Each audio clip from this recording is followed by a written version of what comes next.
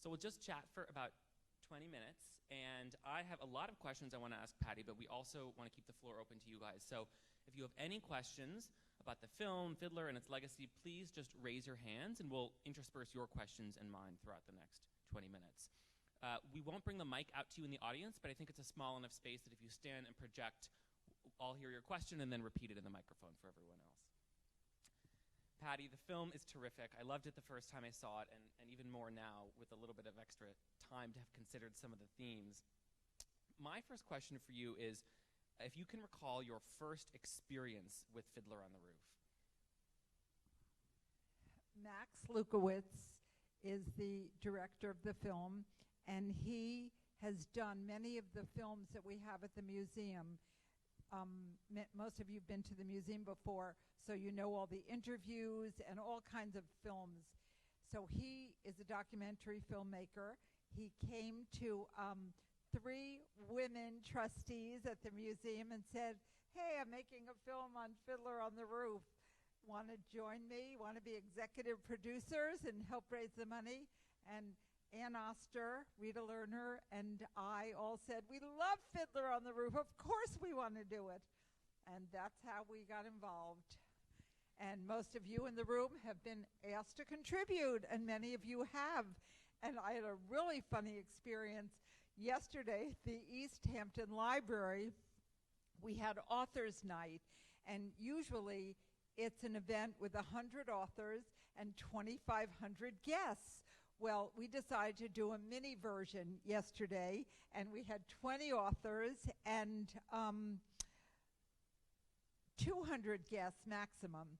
And I went to one author who I was very excited to meet, named Joshua Greene, who wrote a book called Unstoppable, the story of Siggy Wilsig, who was a Holocaust survivor and was in Auschwitz, saw his parents killed, came to America with like $50 and went on to be the first person whom Elie Wiesel invited to join him building the Holocaust Museum in Washington. And he ended up being the CEO of a gas and oil company, a field that Jewish people are not welcome in. He ended up being the head of the second largest bank in New Jersey. Also, banking isn't a very welcoming place where Jews are invited. And so I went over to Joshua Greene. I was talking to him, and Wilsig's son was there. And we were talking, and I was telling him today I was coming back to New York to talk about the film. And he said to me, "Do you know Ann Oster and Rita Lerner?" I said, "I think so." And he said, "I gave $1,800 to your film." So I said, "Good work." So I know that most of my friends in this audience have also given money to the film, so you must have really loved it. He did not know who he was talking to. Patti, do you remember as a young woman the first time you ever interacted with Fiddler, with the Broadway musical, or did you see the film when it came out in 1971? I saw the film. I saw the Broadway musical several times. I think I saw it with Zero Mostel. I think I saw it with Herschel Bernardi. I saw it several times. It's just a very sentimental, loving production to me. So I was very excited to be part of it. And when we got 100% on Rotten Tomatoes, I mean, now really. And from this audience, I think, as well. My first experience with Fiddler was seeing it with Harvey Fierstein playing Tevye, who of course brought his own spin to the role. So there's been Zero Mostel, Harvey Theodore Bickel has played Tevye, Stephen Skybell right here on this stage. Do you have a favorite Tevye of all the ones you've seen? There's something special I loved about the Yiddish Tevye. Mm-hmm. He was so terrific. I think I also liked, I loved Topol in the movie in the same way that the director of the film said everybody wanted Zero Mostel, and Zero Mostel really wanted to be the Tevye in the film. But the director said, and I agreed so much, Topol, you know, an Israeli guy, he was so much more Tevye. So I think Steven Skybell and Topol are my two favorite. Well, we love Steven here for obvious reasons, too. I was just thinking about, some of you were there, in January 2020, the museum was acknowledging the 75th anniversary of the liberation of Auschwitz. And we had planned a large musical event hosted at Temple Emmanuel uptown. And it's kind of a challenging event to commemorate because at the same time it's very sad, but it's also an occasion of celebration. And the event ended up featuring Itzhak Perlman and the cast of Fiddler on the Roof in Yiddish, including Steven Skybell, and that all the emotions included in Fiddler came together to be the perfect music for the occasion. It grounded us in the seriousness and lifted us up with the celebration. And that was, of course, right before the world shut down, so I'm glad we were able to do it. Patti, it's been 2 years since the film came out. It was released in 2019, and then it's done a large circuit of screenings around the country. What are some of the things you've been hearing from audiences at all the screenings you've attended? Well, first of all, I think if you all remember in our movie, they talked about once all the Hadassah ladies have seen it, who's going to be interested? And I think the really interesting thing was that everybody loves it. This is not a Jewish story. It was a surprise to me. This is everyone's story. I guess my favorite line in the movie really is the Japanese man who is doing Fiddler, and he says, I don't know what you Americans see in Fiddler. These are our values. And it's so true. At a time like this, I think it really brings everybody together because everybody cares about family and weddings and rebellious daughters and persecution.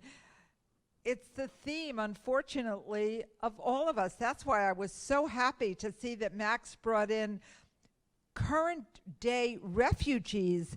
We'll never take out of our minds that little boy sitting on his father's shoulder.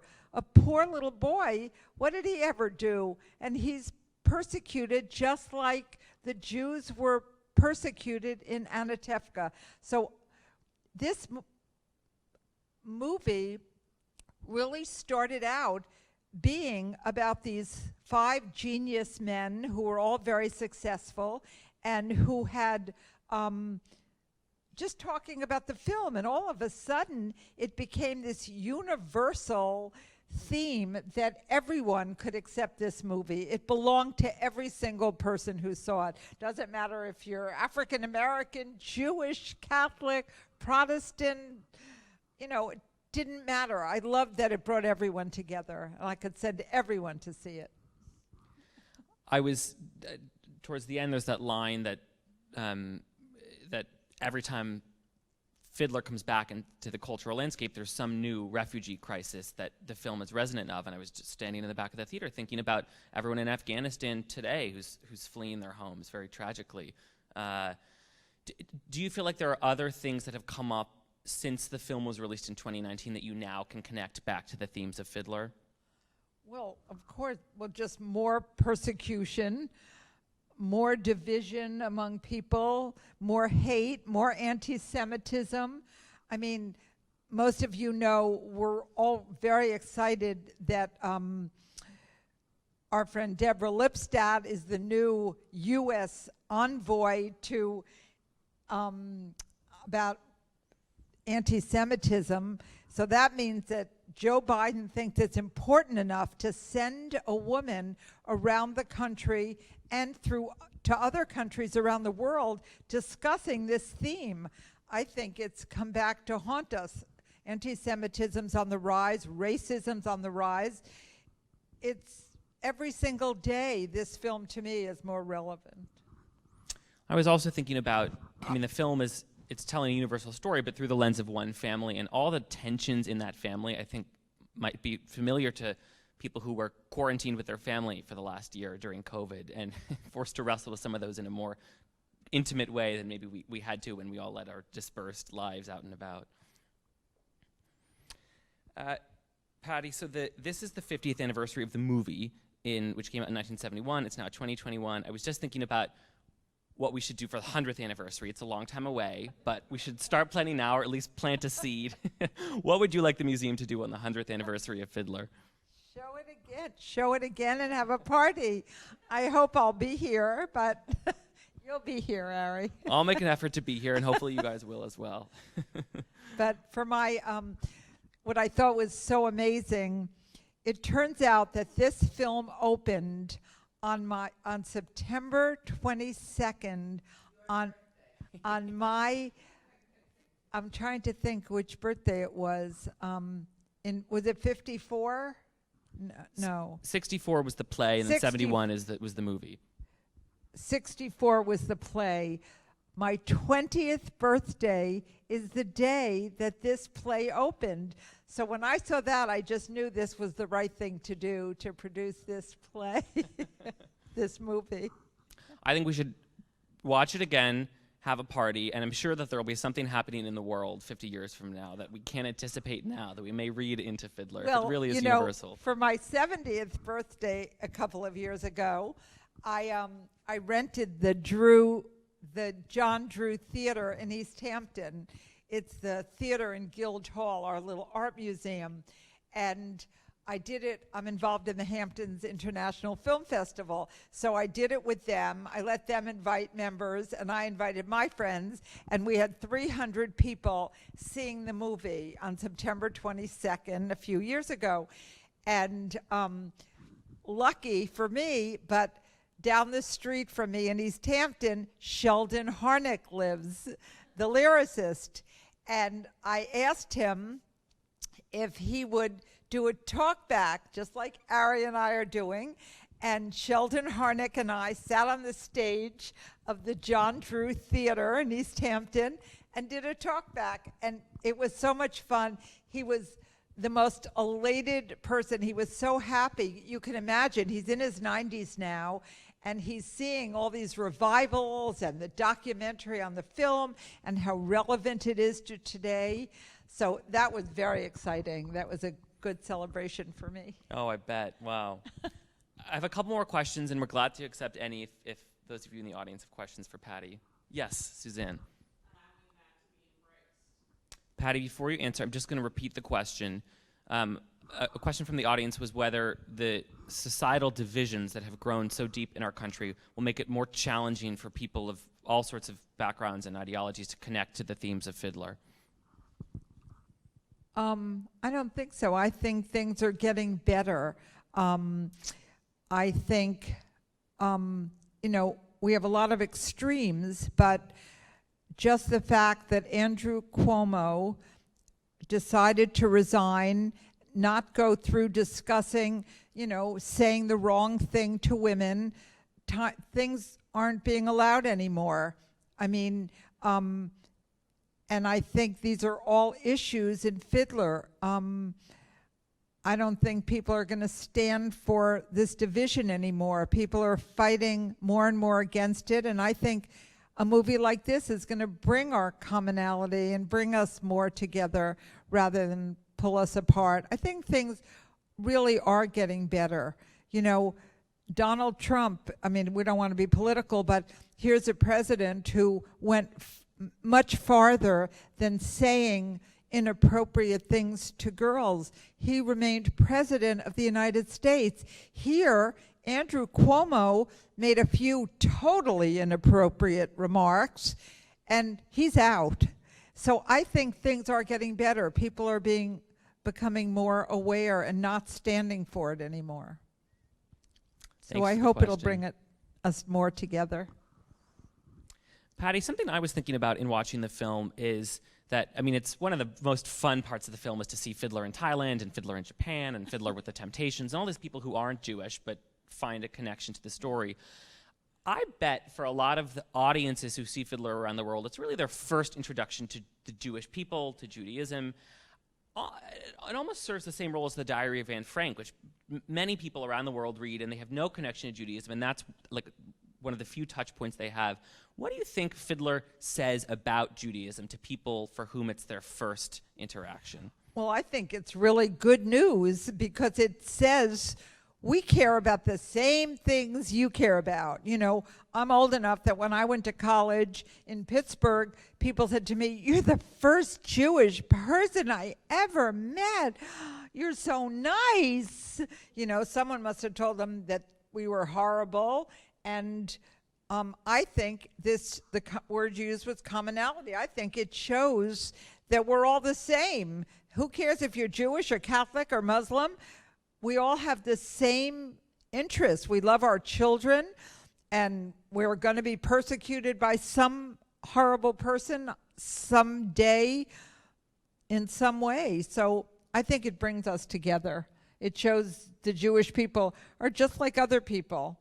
You know, even though there's a lot of resentment because we have more share of, you know, Nobel Prizes and all kinds of other things. And, you know, in the same way that Hitler was able to show the Jews ran the banks and the Jews did this and it was all their fault to start a Holocaust, I think this shows that we're just like everybody else. It also, I totally agree. It's sort of a great introduction. I mean, it has like a little bit of Jewish ritual practice and like real religion that's present in the film as a teaching moment. It also teaches the beauty of Jewish music and the vibrancy of Jewish life, and it teaches about anti-Semitism. I mean, there's a very real history lesson about pogroms and refugees embedded in this film. So I'm grateful that it's many people's first introduction to Judaism. It's a good, if you had to pick something, it's a good one to pick. Patti, my last question for you is if you know anything about the plans for Fiddler to return to Broadway. What was the question? Is Fiddler on the Roof coming back when Broadway reopens? Do you know? Wait, what did you ask me? So Broadway is reopening this September after being closed for a year and a half. Will Fiddler on the Roof be reopening on Broadway? I'm not sure. You mean the Yiddish one or a regular one? I think the Yiddish one has concluded. It was gonna, Isn't it traveling? It was going to be in Australia right before COVID, and then that was closed. But you would know more than me. I'm not sure. I haven't really followed it, but someone told me that someone else is making a new not a documentary, a new Fiddler film. So, I mean, it just goes on and on and on. Nobody seems to have enough of Fiddler on the Roof, which is good news. Well, we'll have to screen the new Fiddler film when it comes out here. I also have heard about it. I think it's a little bit more focused on the making of Fiddler than on the cultural impact of Fiddler. But we'll see. We're waiting with excitement. Right. I am asked all the time to show this film. I get calls almost every week. People want me to come places and show it. I've done film festivals, many, many Zooms where I was supposed to go in person and then didn't. But I have many fiddlers on my calendar to go and speak about it. Well, Patti, thank you so much for taking the time today to be with us and for executive producing this terrific film, which is so wonderful every time we get the chance to see it. It was such an honor. Thanks. Thank you, everyone. Have a good evening.